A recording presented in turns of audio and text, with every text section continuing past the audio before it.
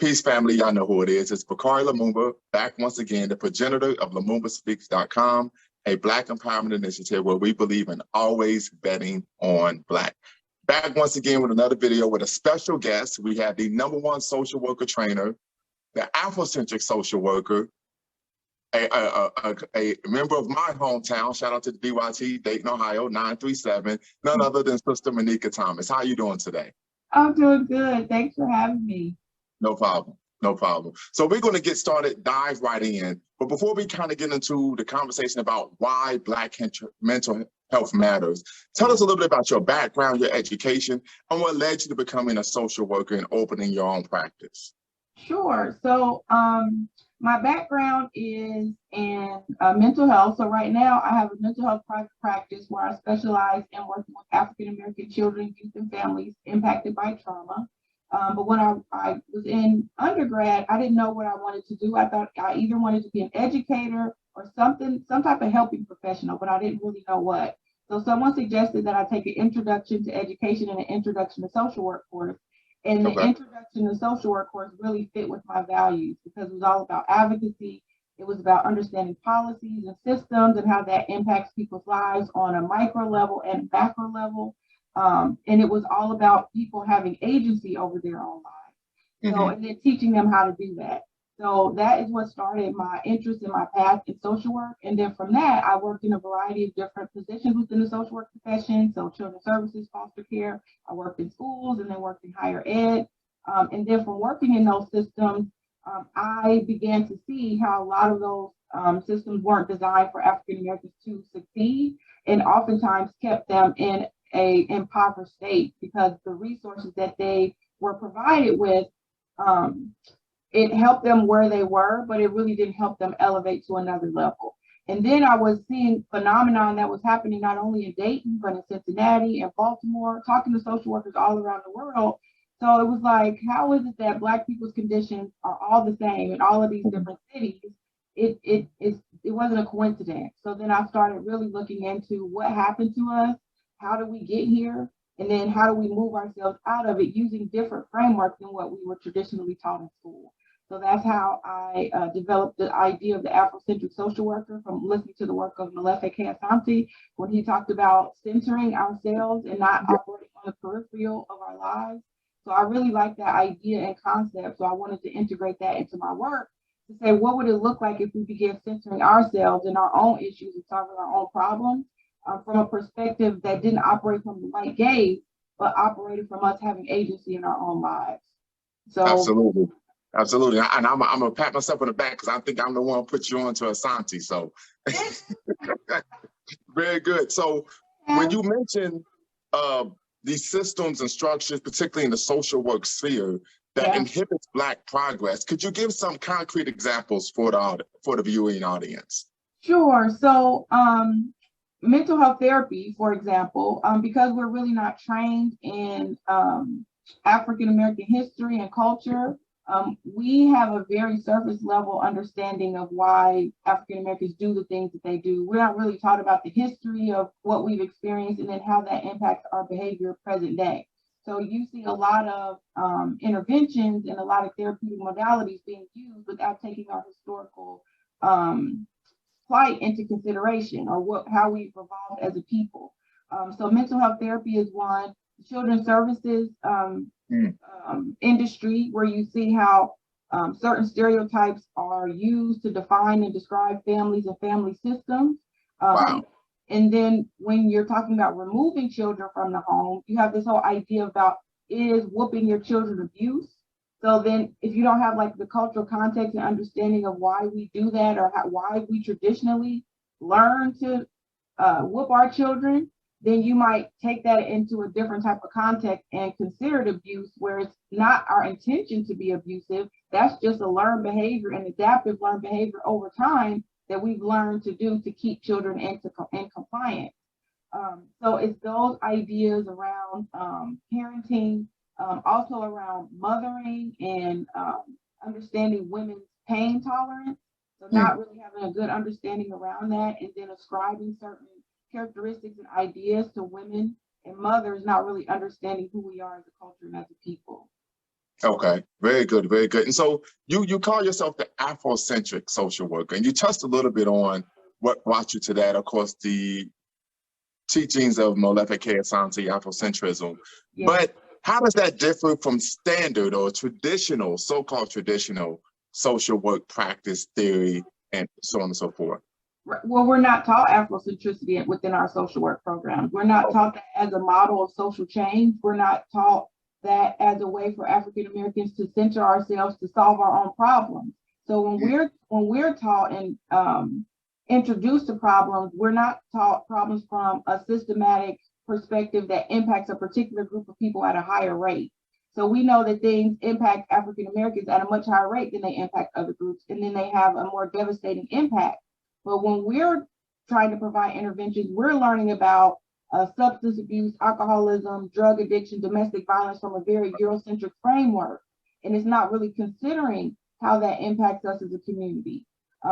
So that traditional frame is really kind of thinking about what are traditional ways to solve problems, what are psychological frameworks that have been used, but it really doesn't integrate any understanding of anyone who I came to learn about.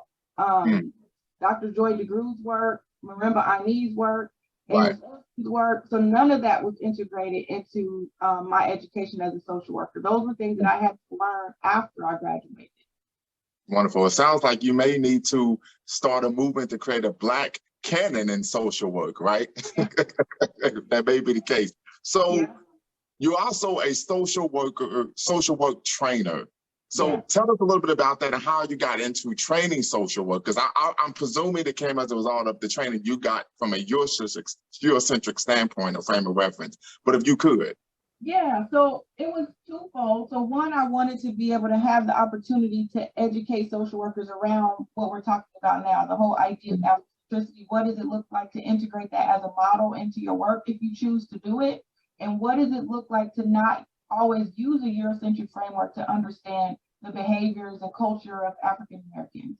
So I wanted to be able to train social workers around that, and then just training in general. So as social workers, we have to acquire 30 hours of continuing education to maintain our social work license. Okay. So I wanted to be able to provide a platform to help train social workers who didn't feel confident in their skill set, or who didn't know what they wanted to do with their social work degree, or were looking to transition out of doing direct practice, like working one-to-one, and maybe going into entrepreneurship, because that's not something that we're taught either. So I wanted to be able to have a platform to be able to show social workers the vast majority of things that you could do with your degree. It doesn't just have to be child welfare. It doesn't just have to be working in juvenile court. It doesn't just have to be working in a nonprofit organization. So I wanted them to see this is what it looks like to transition in your career, and this is the education that you would need to do it. Wonderful, wonderful, wonderful.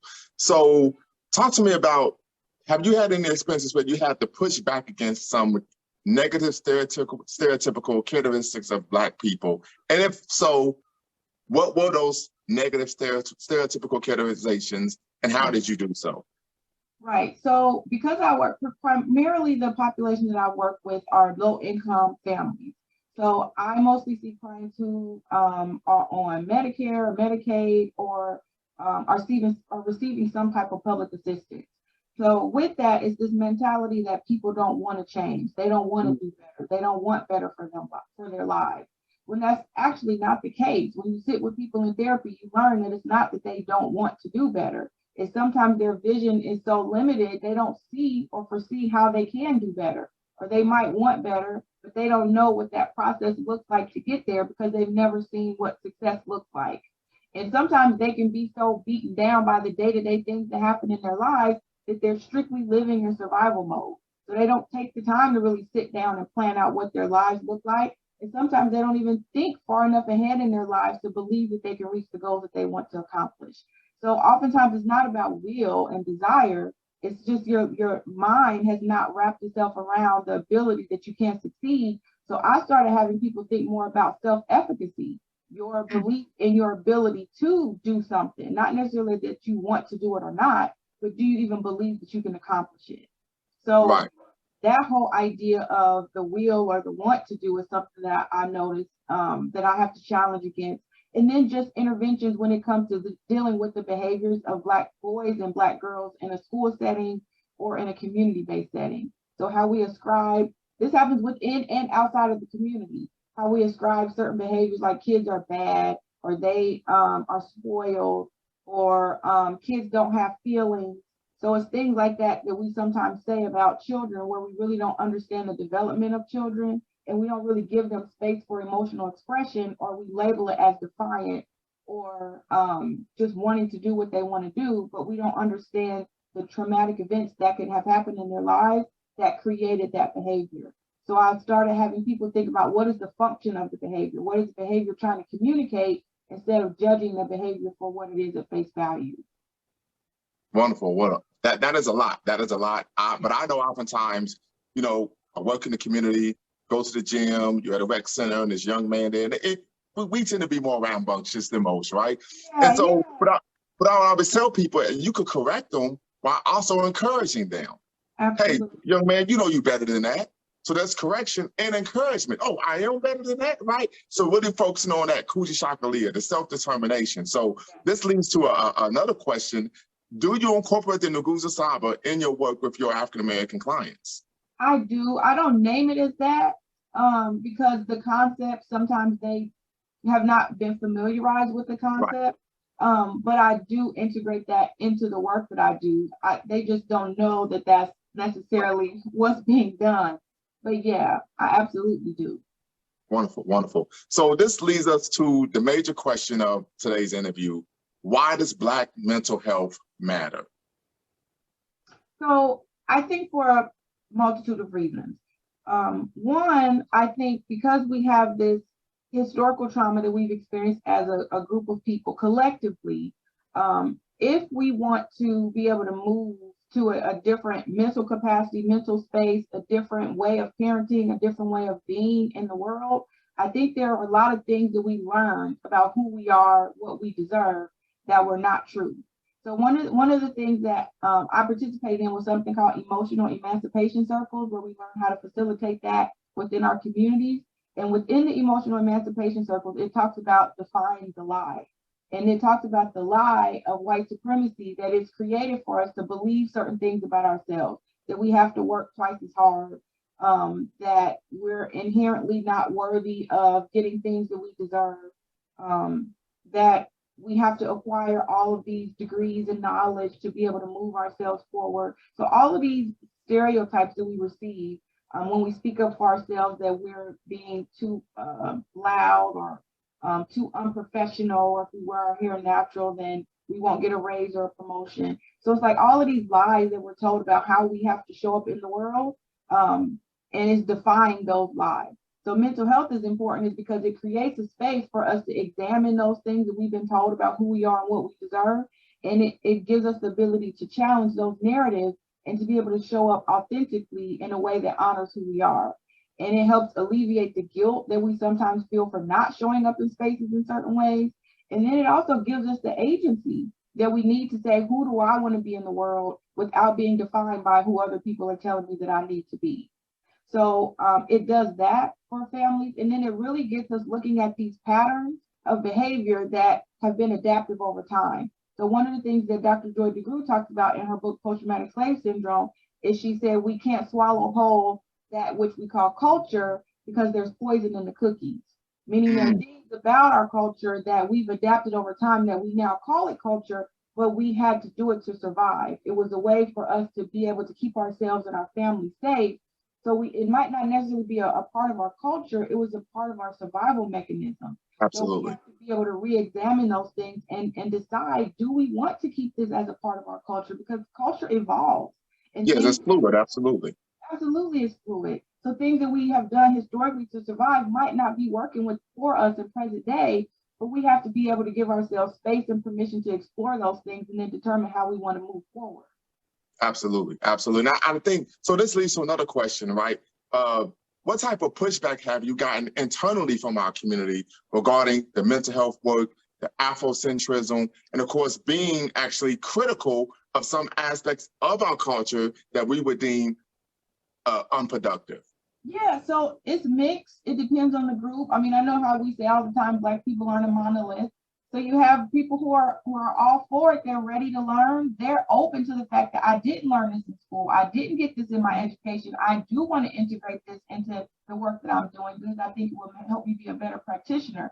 So you have that group, and then you also have the group who is more maybe in the religious sphere, who don't really see the connection or maybe the value of making the connection. Sometimes they push these ideas and concepts of Afrocentricity away because it's not something that they've kind of internalized to be a part of their identity. So you have that group. And I've not really experienced anybody who really wasn't interested in learning more about it, especially when you consider the state of where we are as people and how we're continuing to experience trauma. People want answers. They want to figure out, how can we get out of this? Why are we here? What do we need to do next? So I think people are open to the idea. And then I do think sometimes when you go into academic spaces, when people kind of have their own philosophical ideas around how to solve problems, they're not always open to other ideas. So certain perspectives might not be willing to incorporate other types of ideas. Trust me, I know firsthand. Trust me, you know. So yeah, definitely. Pushback. I think everyone in their own ideology thinking they have the answer without being willing to explore other ways of thinking and being. Absolutely. So before we close, you have your own practice. So if you could tell us a little bit about the name of the practice, I think it's Kindred Care. Close. Close. I was close, right? But and what led to you starting that practice? Because oftentimes when people think of getting a degree in social work, they don't think of being an entrepreneur, starting their own business. Yeah, that's so true. And I didn't think about it either. I didn't really think about that until I got into a really bad car accident. It was like 2 days before my birthday. And I didn't go back to work. And then I was actually fired from my job because they said I was a no call, no show. I was working as a school-based therapist at the time. And while I was recovering from my car accident, they terminated me.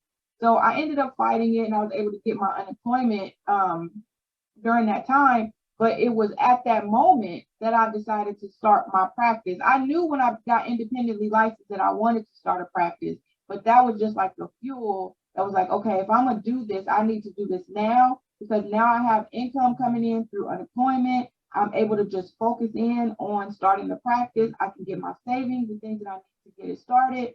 And that's what I did. But when I was fresh into the profession, maybe like 8 years ago, I really wasn't thinking about entrepreneurship. It wasn't until I got my independent license and I started getting introduced to this whole idea of Afrocentricity and being able to do for ourselves and solve problems for ourselves, that I said, if I want to be able to have the impact within a community that I want to have without being silenced, without being told that I can't say certain things, without being able to speak up for the things that I know that African American families need, I'm going to have to be able to stand on my own to be able to have the voice that I need and want to have in the community. So that's what I did. And then in terms of the name of the practice, the name of the practice is Kindred Connections Therapy Center. And the focus is to work with African American children, youth, and families who've been impacted by trauma. And then I describe trauma as any life experience, any stressful life experience is either overwhelming, unpredictable, or chronic, meaning it happens repeatedly over time. And that came from the work that I was doing with Dr. Joy DeGruy, because I really wanted to explore what would it look like if we took this idea of or she calls it an explanatory theory of post-traumatic slave syndrome, and really created therapeutic spaces for people to be able to heal from that. So that's what I wanted to do with the work. And then in terms of starting the practice and growing it, that's just been a matter of me kind of refining what I want to do, how I want to offer the services to families, and then really helping them see what they've experienced, not always being their fault, like a fault of theirs, like because they didn't work hard enough, because they didn't go to school, because they were pregnant at a young age. Like some of these things are systemic.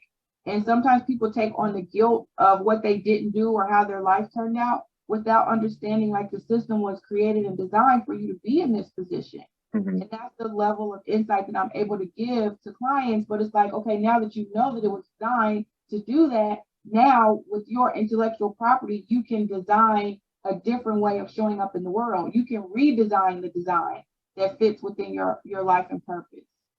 Absolutely, absolutely. And that makes me think of the work of Yana Van Zant. You know, she talks about all the time that she was a single mother of three at a very early age. But, Yeah. you know, your life goes on, and she was able to grow and develop and use her skills and gravitas, and of course, being self-determining to become what she became. And so I think oftentimes we have to understand that we're not the sum of our experiences, right? And that we can still create who we are. And I think from an African-American perspective, and maybe you incorporate this in your social work, is you look at the life of Malcolm X, right? So the social structures and different agencies tore its family apart, right? Yeah. And we know a lot of that was due to white supremacy and his father being killed by the Klan. But Malcolm went into a period where he was known as Detroit Red, where he was a pusher, he was a criminal. And at one point, he was even an inmate and a miscreant. But he became, of course, one of the greatest African-Americans to ever live, right? So I always tell people, and most people don't know that Malcolm X at one point was a miscreant. He was someone who was engaging in socially disapproved behavior, but look who he became, because of course he was able to tie into that strong belief that we have, of course, of Kucha self-determination, and understanding that he was more than he had allowed himself to become. Absolutely. I think that's a perfect example. Yeah, I totally agree. Right. I would even argue, and this is going for an inner child moment for me, right? The movie The Lion King, right? There was a scene where Simba, and he told him, you know, you are more than you've allowed yourself to become. And he realized, hey, I'm not living my true destiny. I'm allowing circumstances to define my life, not my behavior to define my life, right? And so I'm not trying to give a Disney plug, right? Because we know people have issues with Disney. But I just think that, you know, even with all the propaganda that was in the film, there are some nuggets I think that one can take out. Absolutely. I think so too, because it's all about, you know, really being exposed to a different version of who you can become. And I think when you create safe spaces for people, you allow people to tap into their own creativity and imagination. Because one of the things that being in an oppressed environment does is it really suppresses your ability to be able to think beyond your current circumstances. Absolutely. So all you see is where you are. All you see is what you've experienced. You don't even give yourself permission to be creative. And that's another, you know, one of those principles is, you know, yes, it's being able to tap into creativity. And that's something that I intentionally integrate into my practice, where I encourage people to think about what would it look like if you would allow yourself to think about this end goal or who you want to be. And sometimes people can't even do it. They'll say, I've never even thought about what that looks like, or I don't even know where to start. So I think it's those exact things, is creating the space for people to reimagine who they could be and who they can become. Absolutely. And sometimes I would argue from an experience of mine. I know I've shared with you my backstory that, you know, I kind of was not who I am today, right? Yeah, and I remember being in the service, and my sergeant said, hey, you need to write down your 1, 3, and 5 year goals, right? And then now you just write it down, and you got to keep looking at, okay, what am I doing to actualize these things? So I definitely understand. But before we go, if you could, 3 things a person can do to maintain an optimum level of mental health on a daily basis. Okay, so 3 things. First, I would say, like I was saying before, give yourself permission to kind of be creative, to go within, to define your own story, to design your own path, not thinking you have to live under the ideas of your parents, your family, your spouse. So allow yourself to be creative and dream and design what it is that you want to create. I think another way to kind of have optimal mental health is to increase your level of self-awareness. Increase your awareness around what you have the capacity to hold, how often you're saying yes to things that you don't want to do, how often you're taking on responsibilities that aren't yours, the degree to which you're setting boundaries. So that's another key thing, is having a high level of self-awareness, and then increasing your knowledge and education around mental health signs and symptoms. So sometimes we are experiencing certain things, but we won't name what it is. So we'll say, I'm feeling some type of way, or I don't know what it is, I just don't feel right, or I feel off. And I encourage people like to reconnect with yourself and really begin to give language to your feelings and be able to name what that is, instead of kind of staying in this place of ambiguity. Because one of the things that I say in therapy is my goal is to be able to help move you from unknowing to knowing. So you might come into the office not knowing why you feel that way, not knowing why you do the things that you do, really not ask the hard questions. But by the time we're done, you will have a level of insight around your behaviors that can then push you into doing something different if you choose to do so. Okay. And so when I think of that, I think of being active. I know oftentimes people can become depressed. There are things that happen in life. And one of the things that's worked for me is, hey, be active. And in doing so, not only are you being productive, but it gets your mind off of it. And you do kind of develop, I would say, the mental health muscles, right? Everybody knows I like to work out. So where, when you work out, your muscle tears and it builds back up and it's stronger. You develop the mental health muscles to be able to overcome adverse or adversarial situations, circumstances, even people, right? Because we all know that tends to happen as well, particularly if you're a Black person who's promoting being African-centered and focusing particularly on the Black community, not people of color, not a multicultural perspective. Yeah, and I will say this before we wrap up, for people who are experiencing depression, sometimes the hardest part is taking action. So that's why I'm so big about creating space, because in therapy, my role is to meet people where they are. And sometimes people aren't in a space where they can take action. Sometimes just the thought of taking action is exhausting and overwhelming, and it seems too much. So when people aren't even in the phase of action taking, when their perception is like a huge feeling of unworthiness, right. like they don't deserve life, that they don't deserve to live, it can be hard to just take that next step. So I think, taking the step is a part of it, but sometimes I think it also starts with, we said before, that self-efficacy, that belief in I have the ability to do what it takes to take the step. Because sometimes people don't even believe that they have it. Right. And so we're about to close. Once again, we're here with Manicka Thomas, Kindred Connections Therapy Center, the owner, proprietor, progenitor of Kindred Connections Therapy Center. I'm going to speak this into existence. When is your book coming out? Oh, Bakari. We're going to say to be determined 2023. Right. So before we close, if you can let everyone know how to get in touch with you, social media, website, etc. So if any social worker, therapist, helping professional is listening to this episode and you would like to connect with me, maybe you need help designing your career, thinking about what the next steps of your career looks like. If you're in a transition, maybe you're in a master's program, bachelor's program, or you're wanting to go into private practice, you can reach me anywhere by my name, Manicka Thomas, Manicka Thomas, and then I'm on LinkedIn, Facebook, Instagram, TikTok, everywhere, YouTube under my name, Manicka Thomas. Very good. And so last question, I know I keep saying that, but are you looking to expand? So are you looking to hire therapists to work underneath you? Is that a possibility? Do you offer internships for people who are in college that want to get those type of clinical hours experience? Yes. To complete their degree programs? Yeah, so I do offer an internship program, and then I am hiring therapists.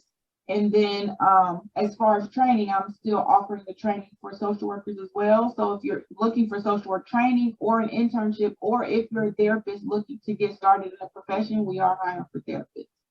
Very good, very good. Well, like I said, I appreciate you taking the time out of your very busy schedule to sit down and have this conversation with me regarding why Black mental health matters, from none other than the #1 social work trainer and Afrocentric social worker, Manicka Thomas. Thank you again. Thank you. I appreciate the opportunity. Peace, family. I appreciate you all watching my interview with Sister Manicka Thomas all the way through. Make sure that you take a look at her information in the description below. Until next time, y'all know what to do. Bet on Black. Peace.